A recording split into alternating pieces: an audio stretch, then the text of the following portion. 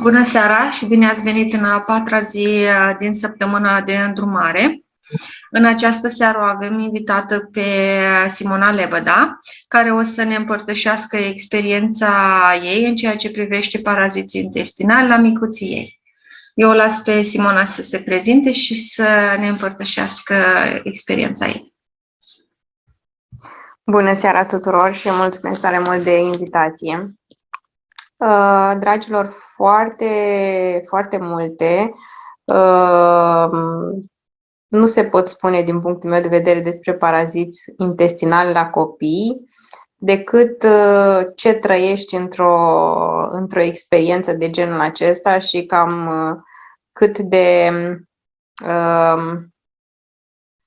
de tensionată este situația în momentul în care vezi că, uite, copilul tău a ajuns să facă viermișori. Experiențele noastre cu paraziții intestinali, ținând cont că avem 4 copii și din care 2 ceva mai mărișori, au fost destul de multe, din păcate. Ele odată la ceva vreme, fără o perioadă de timp recurentă sau ceva de genul ăsta pe care noi să o identificăm, sau mai repetat. Însă, așa cum am discutat în prima zi, s-au repetat datorită unor cauze emoționale. În protocolul pe care noi l-am folosit de-a lungul timpului, am observat că atunci când nu identificăm cauza emoțională, procesul durează ceva mai mult cu ajutorul uleiurilor esențiale, însă ele nu revin la o lună, două, durează ceva timp au durat ceva timp până când ele au revenit. Tocmai din cauza asta am spus că, datorită unor cauze emoționale, anumite evenimente s-au întâmplat pentru care acei paraziți intestinali au revenit. Sunt anumiți copii, așa cum sunt și ai noștri, care sunt predispuși la a face paraziții intestinali. Paraziții ăștia intestinali, practic, ce fac? Dacă ne gândim ce se întâmplă cu un viermișor în natură, el, de fapt, face curățenie. Da? Ăsta este rolul lui. Îl putem numi chiar, deși nu sunt așa drăgălași, da? Și e un teren minat, partea aceasta cu paraziții, ei au un rol foarte clar, un rol de a face curat. Chiar dacă ne place sau nu ne place, practic în natură asta ei fac. Și în cazul intestinelor noastre, cam același lucru vin să facă cu noi. Pentru că creierul nostru nu știe dacă este realitate sau ficțiune ceea ce noi reproducem în căpșorul nostru, pot apărea paraziții intestinali nu doar pentru că nu ne administrăm o alimentație corectă, da? Sau am fost într-un loc mai murdar, pentru că copiii noștri, clar, mai ales când sunt foarte mici, duc mânuța la gură cu absolut orice. Revin la faptul că paraziții intestinali, ca și proces de vindecare, durează ceva mai mult în momentul în care nu identificăm cauza emoțională și în cazul nostru, ce am observat că a ajutat foarte mult a fost zen-gestul și cimbru. Combinația acestor două elemente a adus tot timpul plus de valoare. Am avut momente în care, pentru a stabiliza copilul, a fost nevoie de 2-3 administrări, însă am avut momente în care ele au ajuns și până la 30 de zile de aplicare. Nu uitați, eu cred că Sorina v-a povestit, în momentul în care facem aplicare de uleiuri esențiale, este neapărat nevoie ca la 21 de zile să facem o pauză de 7 zile. Lucrul acesta este esențial din punctul meu de vedere în aplicare, pentru că trebuie să dăm organismului ocazia să lucreze singur.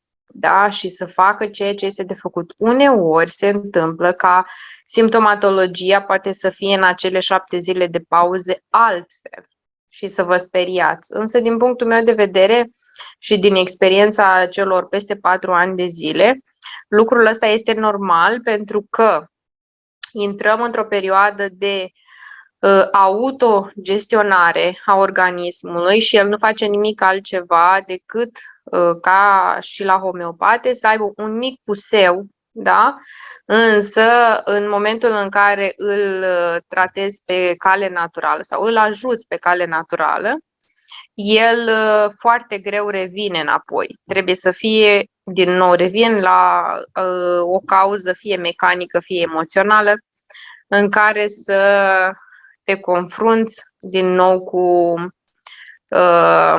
cu ei. Alte suplimente sau alte uleiuri pe care noi le-am mai folosit de-a lungul vremii au fost PB Assist-ul, vitaminele de la A la Z, dar știu că și în protocol ele sunt, și uleiul de pește. Ce am observat noi de-a lungul aplicării este că nu au fost văzute îmbunătățiri doar la nivel de, hai să spunem, digestie, da? în aplicarea acestor uleiuri, ci și în starea copilului. Asta, din punctul meu de vedere, este foarte important. De multe ori am observat în perioada aplicării că emoțional copilul a fost mult mai stabil, da? Noi nu e necesar să avem copii cu minți, din punctul meu de vedere, ci care să audă mesajul nostru și să înțeleagă punctul nostru de vedere. Evident că există și o negociere între părinte și copil, dar ceea ce eu vreau să subliniez aici este că stările emoționale pe care noi le-am observat au fost multiple. Și de ce, dacă o să vă uitați, de exemplu, la Zengest și o să vă uitați la ce compuși are Zengestul, veți vedea ghimbirul, care ca și ulei esențial ajută copilul sau ajută persoana care este aplicată să nu mai dea vina pe alții pentru ceea ce îi se întâmplă lui, pe cale emoțională vorbind, nu doar pe cale îmi vine să spun operațional a organismului. Deci, ce vreau eu să spun este că noi am observat emoționalul mult mai stabil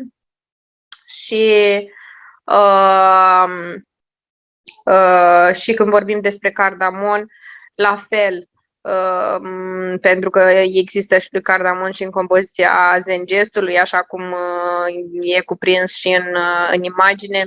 O să vedeți aceleași aspecte emoționale de încrâncenare care sunt mult mai relaxante. El aude mai ușor mesajul pe care voi ca și părinți îl transmitem. Aplicarea noi am făcut-o pe abdomenul inferior, pe coloană și pe tălpi.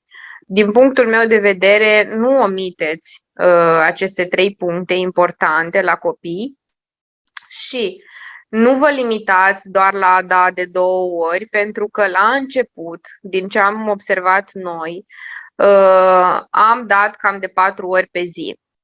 Deci ca să existe îmbunătățire și ca să existe plus valoare în reușita voastră, în primele cel puțin 3 zile, eu recomand ca să aplicăm de cel puțin 4 ori.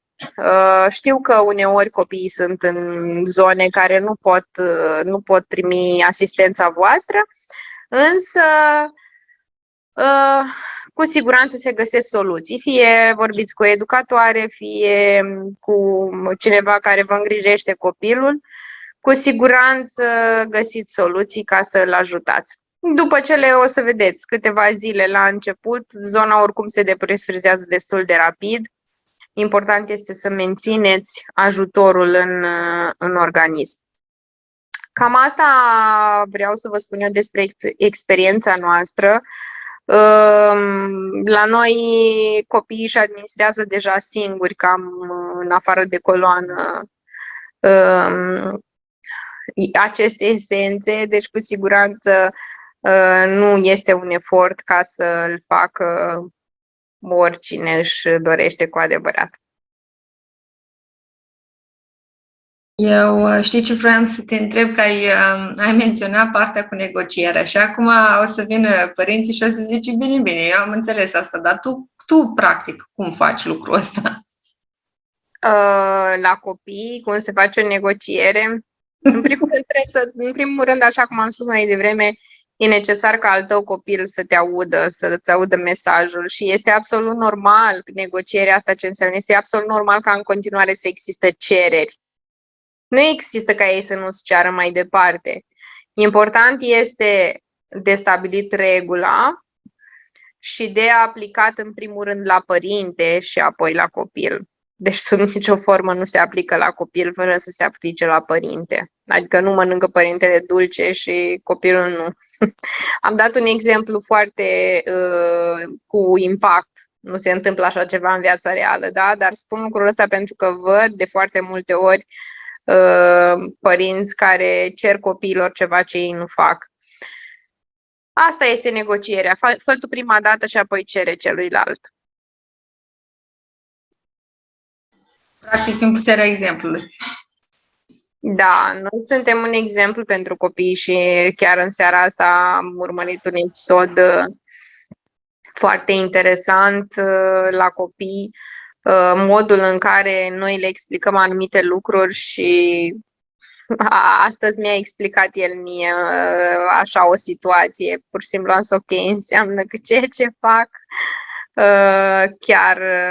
chiar este în puterea mea ca el sau ei să învețe și să dea mai departe așa cum consider eu că este potrivit. La fel vreau să te mai întreb ultima întrebare, pentru că foarte mulți părinți se zic, ok, mi-ai dat uleiurile, dar ce treabă au vitaminele în tot procesul ăsta? Ok. În primul rând, în momentul în care apar paraziții intestinali, clar există o devitaminizare acolo. Da? Fără o revitalizare a zonei respective, nu vom putea crea un echilibru și tocmai din cauza asta au primit acele vitamine care nu sunt absolut nimic altceva decât compuși de care organismul unui copil chiar are nevoie. Eu am administrat de-a lungul acestor 4 ani de foarte multe ori copiilor, nu doar pentru paraziți intestinali, și în alte situații. Vorbeați zilele trecute voi de detox, dacă nu mă înșel chiar ieri. Dacă ar fi pentru mine, eu copiilor categoric nu le-aș face detox, exclus așa ceva, însă să le dai o vitamină și să le dai un ceai, asta este detoxul, asta este maxim de detox la copii, pe lângă PB Assist, pe care eu iarăși îl consider foarte, foarte important pentru o digestie sănătoasă. De data aceasta știu că în protocol nu a fost introdus și PB Assist-ul, pentru că de foarte multe ori noi l-am introdus în alte protocoale, însă hai să spunem așa, deși nu există ca și termen, detoxul la copii se face prin revitaminizarea organismului și cam atât. De asta noi am ales să adăugăm și vitaminele în protocol. Practic nu este un detox, este o susținere mai puternică, practic. Exact. Din toate punctele de vedere, nu neapărat mai puternică. Da, pentru ca organismul să-și găsească singur echilibru. Organismul are capacitatea de a se echilibra fără niciun fel de problemă. Important este în ce mediu stăm. Și când spun mediu, mă refer atât la cel fizic, da, cât și la cel emoțional. Pentru că de cele mai multe ori copiii, chiar și până la 14 ani, primesc emoția pe care părinții lor o au și atunci, de fapt, nu face mama paraziți intestinali, dar face copilul. Și la mine lucrul ăsta s-a întâmplat. Deci eu sunt unul din cazurile în care s-a întâmplat așa ceva și știu cum este, doar că organismele noastre sunt ale părinților mult mai puternice, am trecut prin evenimentele alea de mult mai multe ori și atunci noi nu mai manifestăm pentru că suntem imuni, da? Am făcut imunitate la chestia asta. Însă copilul nu a trecut prin emoțiile acelea puternice prin care noi am trecut odată și ei își fac în momentul acela imunitate. Știu că pentru mulți părinți problema asta a paraziților este una foarte greu de trecut. De ce spun lucrul ăsta? Pentru că sora mea, mi-aduc aminte, acum foarte mulți ani, ea este cu 8 ani mai mică decât mine, a suferit de așa ceva și mi-aduc aminte chinurile și medicamentele care au fost administrate. Pot spune că am trecut printr-o traumă odată cu ea, pentru că metodele care i s-au aplicat pentru a scăpa de acești paraziți au fost, din punctul meu de vedere, greu de suportat. Ei, ori acum există metode, din punctul meu de vedere, cu uleiurile esențiale, știind prin ce a trecut sora mea, pe la copii m-am administrat de 2 ori, dimineața, seara, și deja se văd îmbunătățiri majore. Practic, o discrepanță de la cer la pământ din punct de vedere al blândeții, cu care lucrurile sunt abordate. Mie asta mi-a oferit în anii ăștia uleiurile esențiale, blândețe.